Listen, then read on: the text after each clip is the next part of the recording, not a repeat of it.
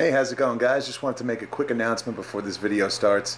I've been editing it for a while and I noticed that it is quite a long video, even longer than the Flea video was, so I made the decision to cut it into two parts.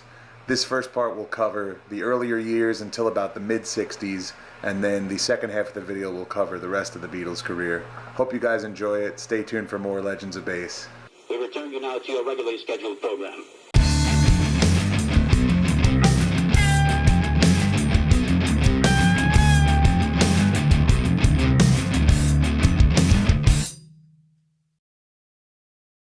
Hey, what's up my Facebook, YouTube, and Instagram friends? John here with another episode of Legends of Bass. This week we are talking about the one and only, the god of popular music himself, Paul McCartney.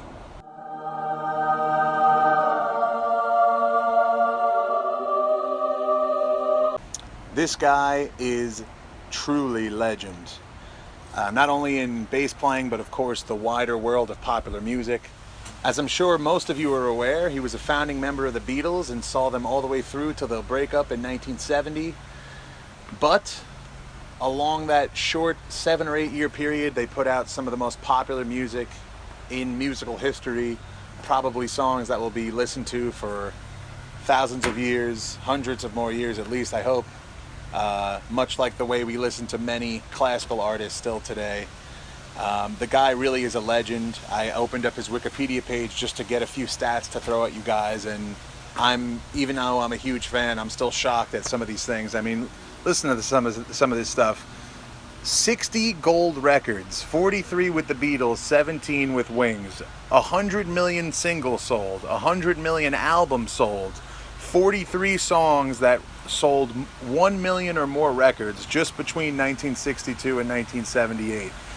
He is Guinness World Record holder for most successful songwriter of all time, with 188 charted records in the United Kingdom, 91 of which were top 10s. Really unbelievable. The guy has 15.5 million certified units sold in the United States as a solo artist alone, plus another 10 million with Wings. Really just unbelievable. His songs have been covered. Who hasn't learned and covered Beatles songs? Another world record he holds is for Yesterday, which has been covered over 2,200 times. Just amazingly popular. He has an Oscar for the Let It Be film that came out during the making of that record back in the late 60s, early 70s. 21-time Grammy winner. Member of the Order of the British Empire. He's been knighted. He's got Brit Awards, a Gershwin Prize, Kennedy Center honors. The list goes on. The guy is a legend. And while some people who are legends of bass may not necessarily be a legend of popular music, this guy surely is. A lot of people think about his career in the Beatles, you know, playing keyboard, playing guitars, a lot of his solo records, a lot of his fame after the fact. They don't maybe necessarily associate him with the bass. I know when I'm just hanging out with some other musicians and we talk about greatest guitarists, greatest bassists, a lot of people are quick to overlook Paul as an amazing, legendary bassist. You know, they're more concerned about people like Flea, Victor Wooten, but they forget that this guy was the bassist and laid down some of these most iconic bass lines on some of the biggest songs of all time. In his early days, Paul was heavily influenced by the early Motown artists that came before him, some other classic players like James Jamerson, a lot of the stuff that was going on with people like Little Richard, Chuck Berry, that early sort of rock and roll sound. The Beatles loved the Motown stuff. They loved the early rock and roll. It really influenced them. You can really hear it on the early records. And Paul really popularized a lot of stuff as a bassist. He was playing with a pick when a lot of people were probably playing with fingers at that time in the earlier rock and roll and earlier Motown stuff. So that was something special. He also popularized the Hofner bass, which is now just an iconic thing. You know, even down to Beatles Rock Band and all these things, you see the Hofner, that classic violin-shaped bass. He used that for many years until he switched later on to the Rickenbacker. But for many, many years, and even still today, if you go see him live, he's still playing that Hofner bass. I want to talk a little bit about equipment for myself. I failed to do that in my last video. I apologize. Basically, for this entire video, I used my 70s classic jazz bass. It's a reissue, made in Mexico. Nice instrument. but it really gives a great old school sound. I've got flat wound strings on it. I keep it to the neck pickup. The tone is almost completely off. And I also just took a piece of foam. They sell them online, but you can just create your own. I took a piece of foam. You wedge it under the strings near the bridge, and it gives you a nice dampened sound. James Jamerson used to do that too. It was big on those earlier Motown and rock and roll records to just give you that dampened low end. So if you're looking to play some Beatles songs or any older music in general, you might want to try and make yourself a little foam mute. Stick to that neck pickup, stick to a P bass ideally. I wanted to use my 70s one, so it's a jazz, but hey, sue me.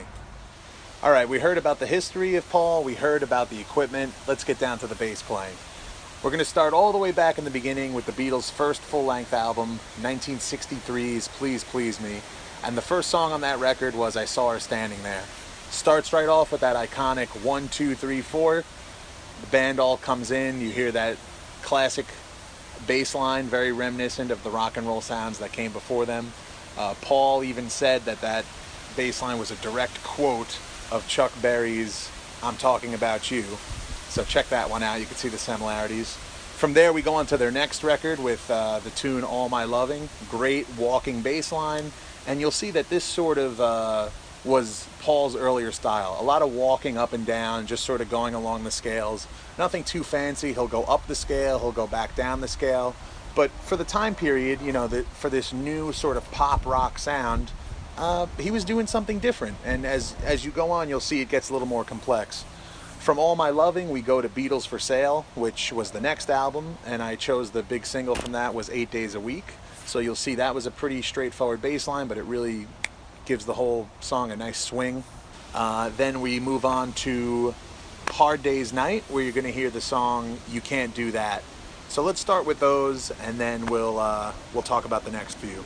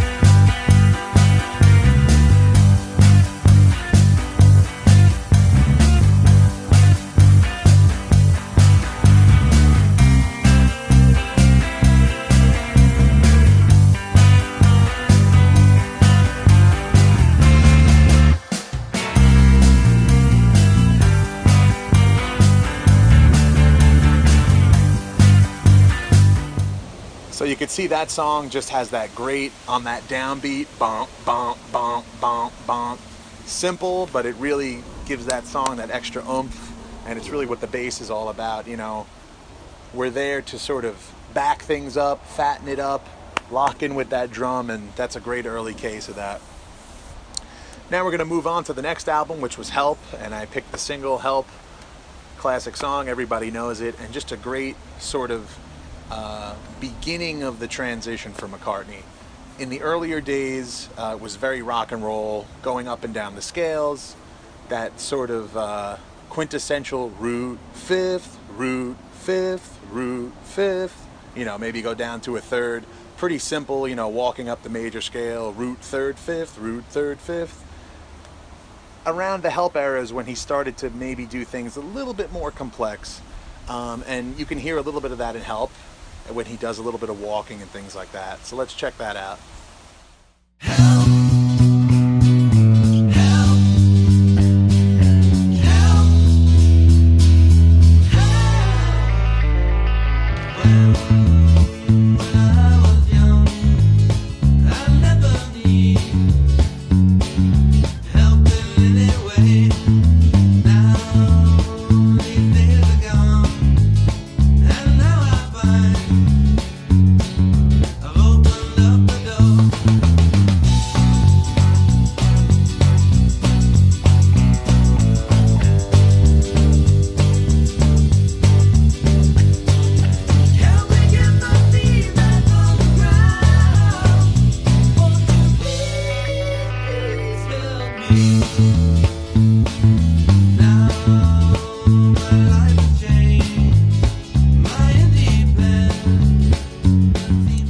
The next album we're going to talk about is Rubber Soul, and this is one that really was a standout from the albums that came before it. Of course, the Beatles were already, you know, internationally famous at this time, and, you know, already had penned tons of hits, but this was one that started that trajectory where they really went off into that, you know, legendary experimental area. And it's true for Paul's bass playing as well. If you read a lot about him as a bass player and as a musician in general, they say that Rubber Soul is really where he and John started to really take off.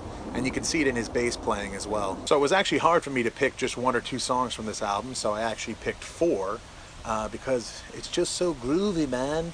I mean, the album really swings. It's groovy. It starts to have a little bit more of the rock edge that you can hear on some of the songs, all the while in this sort of pop bubble still. It's really just an amazing album. It's not quite as popular as some of the later year stuff, but I highly encourage you checking it out. Anyway, the first one we want to look at is You Won't See Me. Great, very, very busy. One of his busiest early bass lines. He's all up and down the neck, a lot of movement, and it really moves the song along. This album also has heavy keyboard on it, or piano I should say, throughout most of the song, so he's really working in harmony with that piano in the low end, but also doing his own thing. So let's check that one out.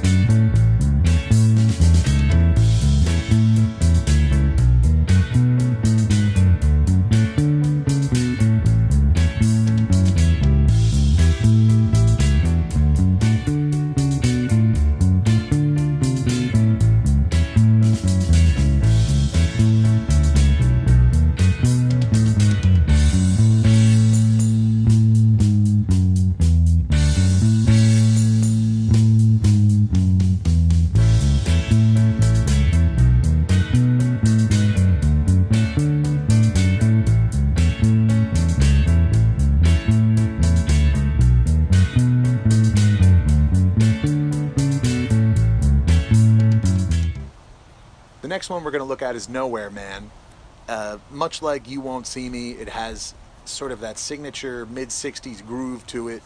He doesn't really just play straight through. He does a lot of bouncing. Do, do, do, do, do, do, do, do, do. There's like a staccato sort of stop and go style to the playing, and just really some great grooves, some great riffs that you'll hear on the little bridge part before it goes back into the verse and chorus.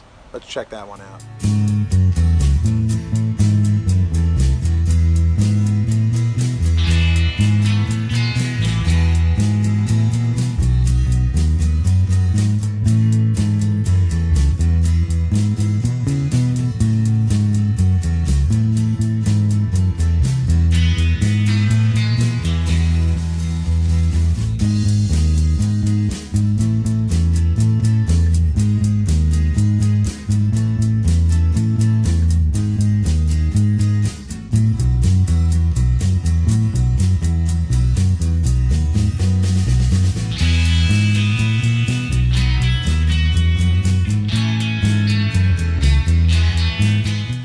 that takes us to The Word, one of my favorite Beatles songs.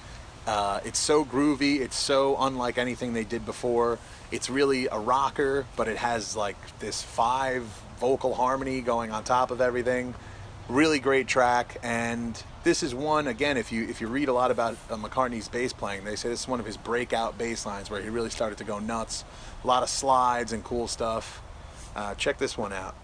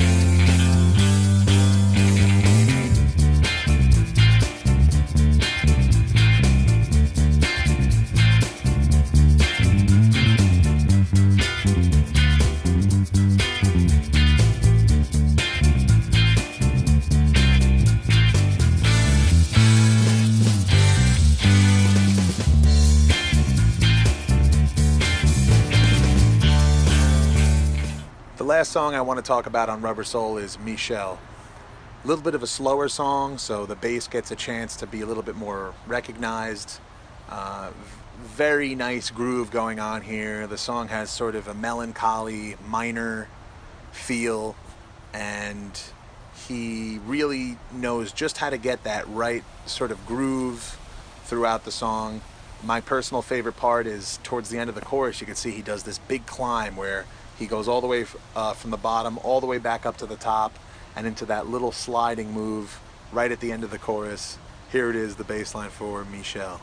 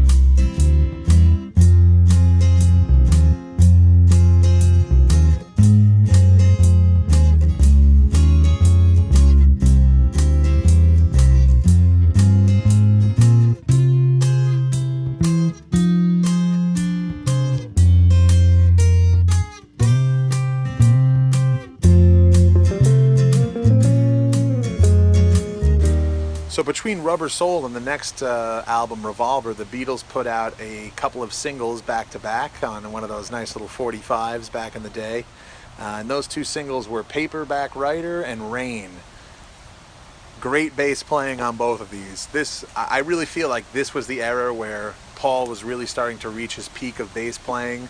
There was a certain level of almost going too far, which you'll hear on Rain, where it's almost so busy that it almost distracts from the song, but still at the time it was very cutting edge. He really was keeping the song moving along. And before Rain, we're actually going to hear Paperback Writer. Paperback Writer was particularly cool because, you know, back then, even though you could do a lot of different grooves throughout the song, you more or less would repeat the same thing, and we saw that throughout Rubber Soul. He kind of repeats a lot of the same patterns with slight variations. On Paperback Writer, if you actually go and listen to the song, every single verse he does a different, not only a different a riff or melody, but he even switches the style of playing. So I actually chose, towards the end of the song, you can see 2 of the verses that are back to back are like completely different. One is more of like a groovy thing, and the other one is like a fast-picked hammer-on sort of riff. So really cool. That and Rain together make for a very bassy single that was put out. Let's check those out.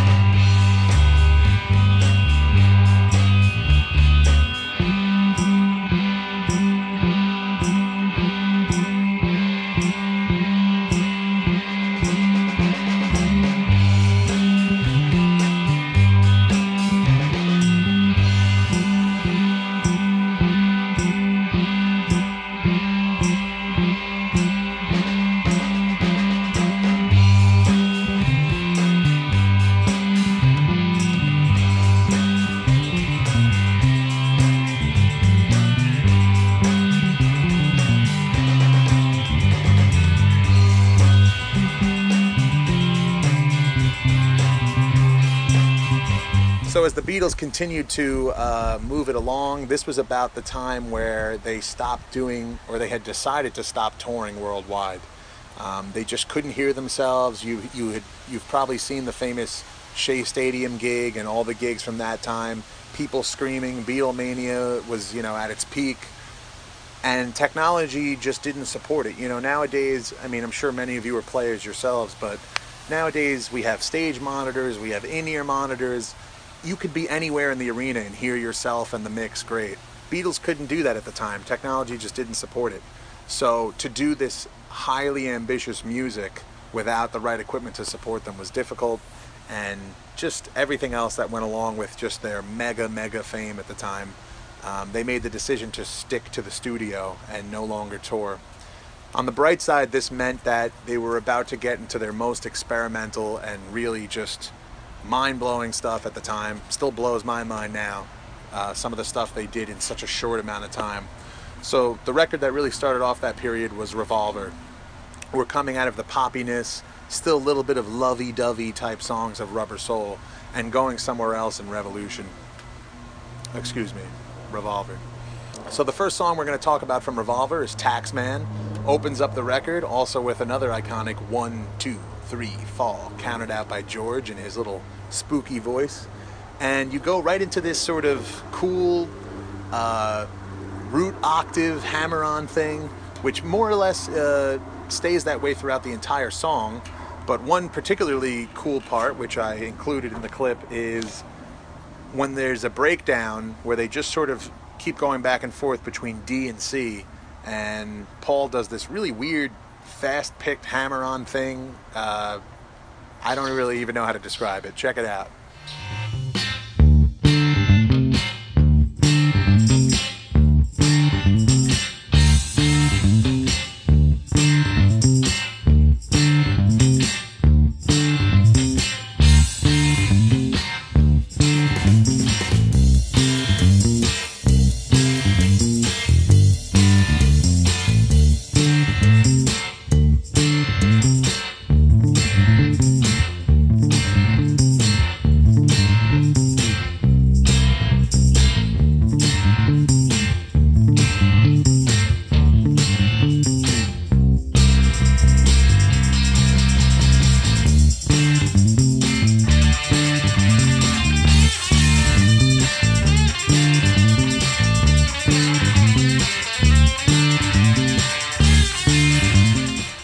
next song we're going to talk about from Revolver is And Your Bird Can Sing.